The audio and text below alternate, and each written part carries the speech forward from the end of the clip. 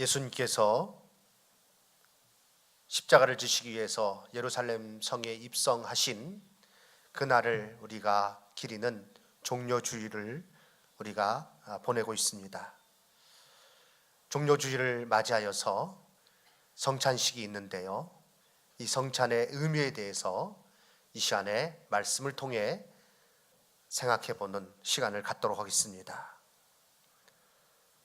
요즘 먹는 음식을 주제로 하는 방송이 참 많습니다. 맛집 소개, 그래서 전국에 있는 맛집 방송에 많이 나왔습니다. 어느 곳에 가니까요, 이렇게 간판이 붙어 있더라고요. 방송에 한 번도 안 나간 집. 방송에 나간 집이 하도 많으니까 우리는 방송에는 안 나갔지만 정말 맛있는 집이다, 그걸 어필하려고 하는 것 같더라고요. 또 요리 비법에 대해서 방송을 많이 합니다. 혹은 먹는 것 자체, 그것이 하나의 방송이 돼요. 그래서 맛있게 먹고 많이 먹고 한 입에 많이 먹고 이런 걸 주제로 해서 사람들이 참 그걸 또 많이 시청합니다. 먹는 거에 대한 관심이 지대하게 많아졌다는 거죠. 그런데 우리가 정말 중요하게 여겨야 될 식탁이 있다는 것입니다. 오늘 본문 말씀에 우리가 주목해야 할 중요한 식탁이 등장하고 있습니다. 화려한 음식이거나 특별한 요리는 아닙니다. 그러나 이는 너무나도 중요하며 누구든지 관심을 가지고 또 함께 해야 할 식탁입니다. 그 이유는 무엇입니까? 오늘 종료주일을 맞이하여 우리가 성례를 베풀면서 예수님께서 베푸신 그 식탁, 그리고 오늘 예수님의 명령에 따라서 우리가 그 식탁에 함께 참여하게 될 터인데, 그것의 의미가 무엇인지 깨닫는 귀한 시간 갖도록 하겠습니다. 첫 번째, 이 식탁은 사랑의 식탁입니다. 예수님께서 십자가를 지시려고 예루살렘 성에 들어가실 때에 많은 사람들이 길거리에 나왔습니다. 종려나무 가지를 흔들면서 호산나, 호산나 외쳤습니다. 예수님을 환영한 것입니다. 제자들은요, 한껏 기대에 부풀었습니다. 왜냐하면 그 바로 직전에 어떤 장면이 나오는가 하면 제자들이 서로 싸워요. 누가 더 좋은 자리를 차지할 것인가? 예수님께서 영광을 얻으실 때에 누가 더 높은 자리, 예수님 곁에 누가 있을 것인가? 그런데 환호하는 무리들을 보면서, 야, 이제 예수님께서 드디어 그 영광스러운 자리에 이제 올라가시는구나. 그 자리를 차지할 때가 지금 왔구나. 예루살렘 성에 입성하셔서 이제 왕으로서 예수님께서 그 영광 가운데 계시고, 우리는 자동적으로 그 제자들이니까 다 좋은 자리 한 자리씩 차지할 수 있을 것 아닌가, 이런 기대감에 그들의 마음이 부풀었던 것입니다. 그런데 예수님은 예루살렘 성에 입성하시고 나서 주로 어떤 말씀을 하셨는가? 예루살렘 성을 보시며 참 이 성이 아름답지 않습니까? 라고 얘기할 때에 그 성이 다 무너지겠다, 돌 위에 돌 하나가 남지 않겠다. 또한 더불어 말씀하시면서 마지막 때에 되어질 일들 말씀해 주시고, 너희들 깨어서 기도해야 그날을 너희가 맞이할 수 있지, 잠들어 있으면 어느 순간에 도적이 오듯이 참으로 그날이 오게 될 터인데, 너희들 그때에 꼭 깨어 있어야 된다, 주의해야 된다, 이런 말씀을 해주셨습니다. 경고의 말씀을 하신 것이죠. 또한 예수님은 친히 고난 당하시고 난 후에 십자가에서 죽을 것을 제자들에게 너무나도 명확하게 말씀하셨어요. 마태복음 26장 1절과 2절 말씀을 보면 예수께서 이 말씀을 다 마치시고 종말에 되어질 일에 대해서 또 그 가운데 깨어서 기도해야 될 것을 말씀을 마치시고 난 후에 제자들에게 이르시되 너희가 아는 바와 같이 이틀이 지나면 유월절이라 인자가 십자가에 못 박히기 위하여 팔리리라 하시니라. 이제 이틀이 지나면 유월절인데 내가 십자가에 못 박히기 위해서 팔려가야 될 것이야 라고 말씀해 주신 거예요. 26장 12절 말씀 보니 한 여인이 예수님의 발에 옥합을 깨뜨려서 상유를 붓고 그리고 머리털로 그 발을 닦고 할 때 가룟 유다는 비난했습니다. 그런데 예수님께서는 그 여인의 모습을 보시면서 이 여자가 내 몸에 이 향유를 부은 것은 내 장례를 위하여 함이니라 라고 말씀하셨어요. 내 장례를 위한 거야 라고 이렇게 얘기하셔서 예수님께서 고난 당하실 것을 너무나도 분명하게 제자들에게 말씀해 주셨습니다. 마음이 착잡한 제자들은 무거운 분위기 속에서 유월절 식탁을 대하게 되었을 것이라 생각됩니다. 그 자리에서 예수님은 그들을 사랑하심을 친히 보여주셨습니다. 제자들이 이제 식사를 하기 위해서 이렇게 소파에 쿠션이죠. 그런데 누워요. 우리가 흔히 보는 성만찬 그 성화는요, 좀 그때 당시의 상황하고는 다릅니다. 그것은 유럽 사람들이 식탁에 의자에 앉아서 식사하는 것이 보통 그들의 풍습이니까 그것을 생각하면서 그림을 그렸지만 이 당시에 식사하는 모습은 쿠션 같은 데 이렇게 기대고 눕는 것입니다. 그리고 나지막한 테이블에 상이 차려져 있는 거예요. 그런데 유대인들은 밥 먹기 전에 꼭 손발을 씻어야 되는데 그 일을 종들이 했습니다. 그런데 종이 없는 거예요. 그 순간에. 그래서 모두 다 발을 씻지 못하고 그 식탁에 앉았을 때에 예수님은 친히 물을 떠다가 수건을 허리에 동이시고 제자들의 발을 하나하나 씻겨주셨습니다. 그리고 그들을 사랑하심을 보여주셨어요. 그들을 섬기고 있음을, 사랑으로 섬기고 있음을 보여주셨습니다. 그리고 떡과 잔을 주시면서 사랑의 식사를 함께 하셨습니다. 이후 교회는 예수님의 명령을 따라 성찬식을 행하였는데 이는 단순한 식사나 친목 모임이 아니었습니다. 예수님께서 본을 보여주신 대로 사랑을 주고받는 모임이었습니다. 예수님의 그 사랑을 기억하는 모임이었습니다. 오늘 우리는 하나의 식탁입니다. 식탁을 대함에 있어서 예수님의 그 사랑, 그것을 우리가 마음에 새겨야 되겠고, 또한 이 사랑을 내가 가지고 다른 사람을 사랑하겠다라는 결단으로 이 식탁을 대해야 할 줄로 믿습니다. 이 식탁을 대할 때 그 사랑을 체험해야 되고, 또한 그 사랑 가운데 우리의 마음에 결단이 있어야 될 것입니다.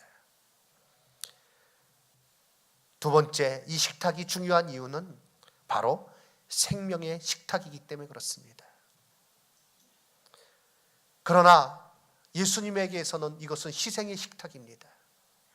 우리가 밥을 먹을 때 어떻습니까? 생명을 연장하기 위해서 먹는 것이죠.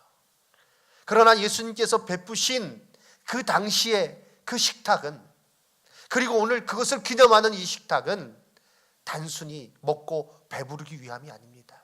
이것은 우리에게 영생을 주시기 위함인 것입니다.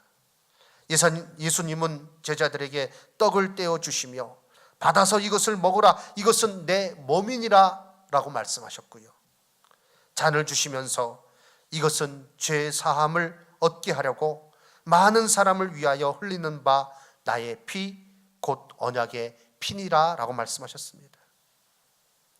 이는 십자가의 희생이 바로 우리의 생명을 위한 것임을 직접 예수님께서 말씀하신 것입니다.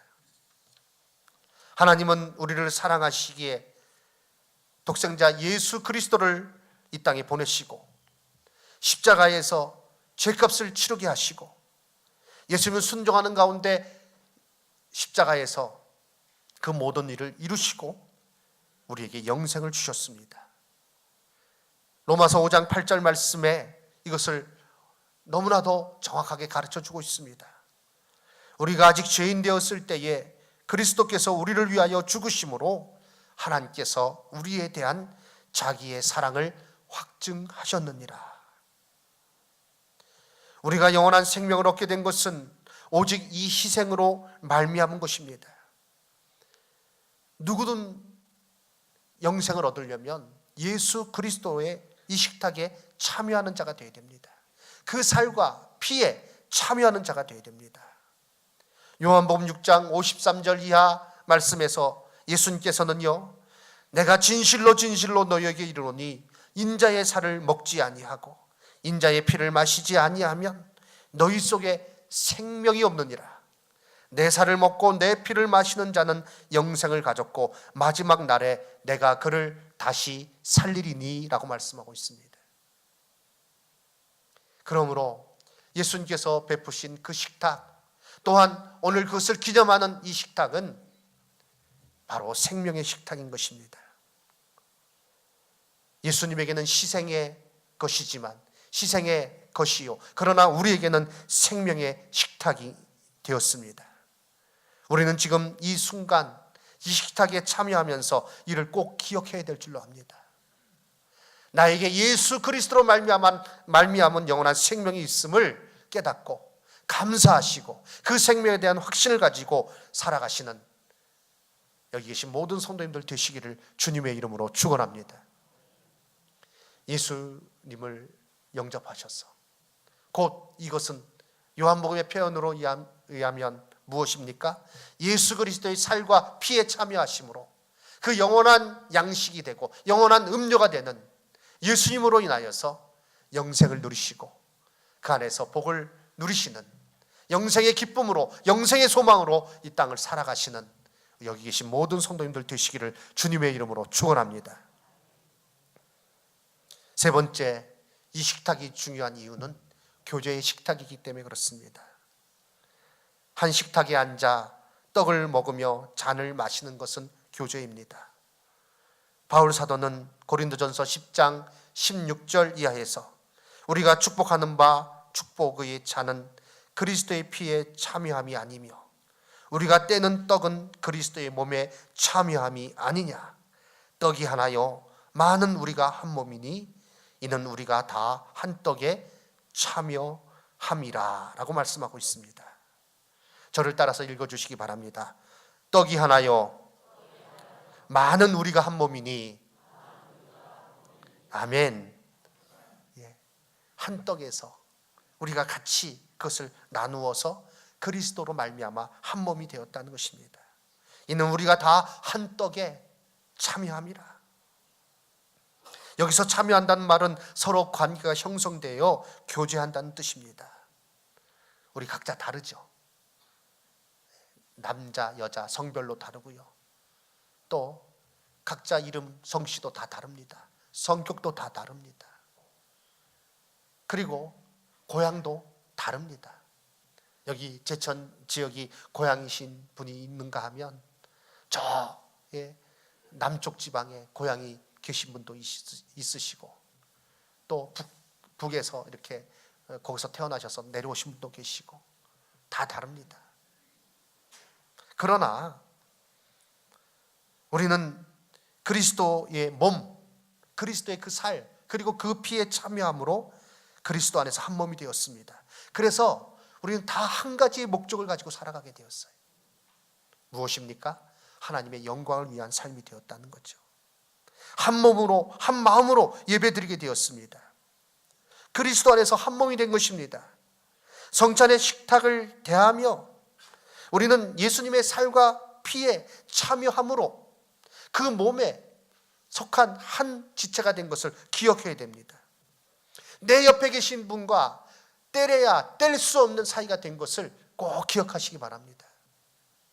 바로 이것이 예수 그리스도 안에서 누리는 교제입니다.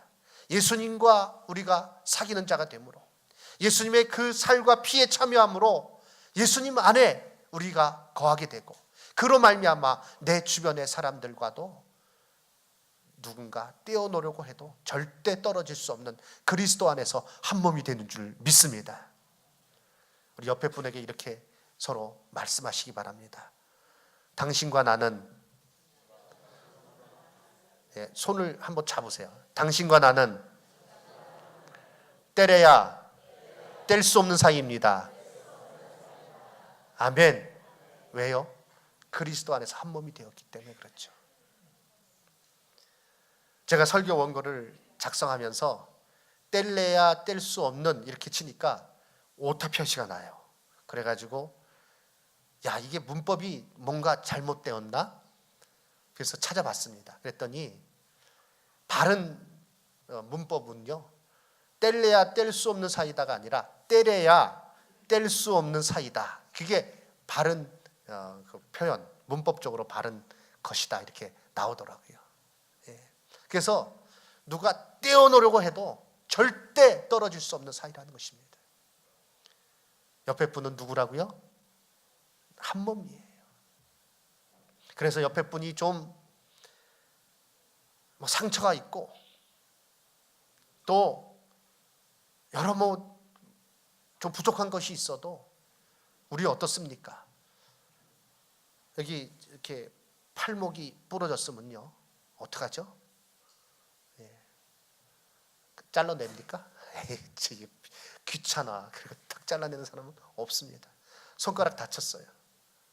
뭔가 오물이 묻었는데 안 떨어져요. 그럼 어쩔 수 없지. 탁 잘라내는 경우는 없습니다. 떼려야 뗄 수 없는 사이가 된 겁니다. 누구로 말미암아요? 예수 그리스도로 말미암아. 이것을 예수님께서 제자들에게 가르쳐 주신 거예요. 너희가 다른 사람이 아니다. 너희가 나로 말미암아 나의 이 잔과 나의 이 떡에 너희가 참여함으로, 나의 살과 이 피에 참여함으로 너희들은 내 안에서 한 몸이 되었다. 그리고 함께 하나가 되어서 인생의 그 목적 하나 된 것을 알고 힘써 그것을 향해서 나가고 함께 예배하고 함께 교제하며 하나님의 영광을 위하여 살아가도록 우리에게 명하신 것입니다. 그렇습니다. 이제 말씀을 마치겠습니다. 오늘 이제 성찬식을 행하기 전에 세례를 베풀 터인데요, 세례 역시 같은 의미죠. 그리스도로 말미암아 연합된 것을 공적으로 나타내는 표인 것입니다. 성령님의 은혜 가운데 그리스도인이 되었고 이것을 확증하는 것입니다. 하나님과 사람들 앞에서 공포할 때에 하나님께서 큰 은혜를 더해 주셔서 그리스도 안에서의 그 아름다운 교제, 그 풍성한 복을 더 누리게 하실 줄로 믿습니다. 얼마나 감사한 일입니까? 예수님께서 대하신 그 식탁, 세 가지의 의미가 있다 말씀드렸습니다. 그것은 사랑의 식탁이요, 그것은 생명의 식탁이요, 예수님의 희생으로 말미암은 생명의 식탁이요, 그것은 그리스도 안에서의 교제를 나누는 식탁이 된 것입니다. 오늘 우리는 그것을 기념할 것입니다. 이 식탁을 대하면서 예수님의 살을 기념하는 떡을, 그리고 예수님의 피를 기념하는 그 잔을 마시면서 그것이 바로 우리를 위한 축복, 예수님께서 십자가에 죽으신 것, 십자가에서 모든 것을 내어주신 것은 우리에게 복을 주신 거예요. 그래서 생명을 주시고 그 풍성함을 누리게 해주신 거예요. 이 축복의 식탁에 모두 다 기쁨으로 참여하시고 큰 은혜 받으시는 우리 모든 성도님들 되시기를 주님의 이름으로 축원합니다. 1852년 10월 24일 다니엘 웹스터가 임종하던 그날 밤에 그의 주치인 제프리스 박사는 그의 일생 그리고 그의 신앙을 압니다. 그 정치가로서 또 학자로서 진실한 신앙인으로서 그가 일생을 살아온 것을 그가 잘 알고 있기에 이제 더 이상 조치는 취할 것이 없습니다. 제프리스 박사는 자신이 좋아하는 찬송시를 읽어줘도 되겠냐 이렇게 웹스터에게 물었습니다. 웹스터는 고개를 끄덕이며 동의합니다. 이제 힘이 다 없습니다. 동의하자 제프리스 박사님은 윌리엄 쿠퍼의 찬송시를 읽어주기 시작했습니다. 임마누엘의 핏줄에서 날 흘러나온 피로 가득 찬 샘이 있다. 그 샘에 담궈진 죄인들은 모두 죄 얼룩 씻김을 받을 것이다. 그리고 마지막 연을 읽었습니다. 이 가련한 자가 무덤 아래 말 못하고 누워 어둔한 혀로 말을 더듬을 때 고귀하고 아름다운 노래 있어 주의 구원을 노래하리라. 주의 구원의 힘을 노래하리라. 바로 그때 가장 약하고 더듬거리는 인간의 혀였지만 웹스터는 강하고 깨끗한 목소리로 아멘, 아멘, 아멘 이라고 답하고 숨을 거두었습니다. 그 찬송시가 바로 우리나라 찬송가 258장 샘물과 같은 보혈은입니다. 오늘 성찬에 참여하면서 그 보혈로 죄 씻음 받았고, 그리고 그 구원의 은혜를 내가 영원히 찬양하리라, 노래하리라 결단하며 성찬에 참여하실 때 하나님께서 주시는 큰 은혜가 우리 가운데 넘치게 될 줄로 믿습니다.